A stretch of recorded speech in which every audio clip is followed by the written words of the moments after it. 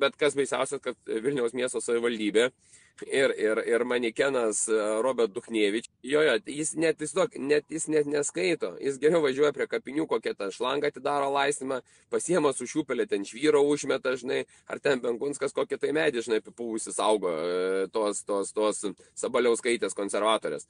Nu tai tiesme, ne ta funkcija tarybos narių, ne ta funkcija yra savivaldos, bet čia yra dugnas, dugnas todėl, kad neskaitoma konstitucija, neskaitoma teisės aktų, neskaitoma kokias funkcijos turi ir aš jau nekalbu apie dugną savivaldybės asociacijai, tai ten yra iš vis, ten jau dugnas yra pramuštas, ten senai to dugno nebėra, nes taiko tokius mokesčius savivaldybės asociacija, nei žodžio, nei mi, nei me, nei mu, nei be nepasako, nuimta yra 260 milijonų, nes kontraktavimo kainos ir infliacija buvo 30% kelių.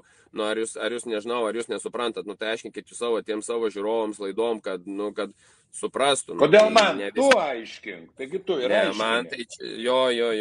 Po to aš baudžiakus gaunu nuo to aiškinimo. Daugiau tik konfliktų turiu ir neapykantos į save nukreiptos. 260 milijonų nurėžė. Sveikatai irgi nurėžė. Sveikatai bus apie 400 milijonų, nors biudžetas yra didesnis, bet realiai bendroji suminė išraiškoje 400 milijonų eina į rezervą. Tai jie yra ištaškyti, jų net nebuvo, tai viskas į Ukrainą, kiek Ukraina 1,2 milijardo nuėjo, tai ką tu rezervą turėjai, tą tu ištaškėjai, Šimonytė nepasako, kiek Ukraina davė pinigų. Taip. Tu nepamiršk, kad mes šitą aferą Lietuvoje laikom ukrainiečių išlaikymo aferą, tai čia yra iš vis banditizmo viršūnė. Dar ukrainietis gyvenantis Lietuvoje šiandien gauna 230 nuompinigių, kai studentas atvažiavęs į Vilnių negali būtų įsinuomoti, nes ukrainietis pirmumo teisę turi, nes jis 230 turi kišenį.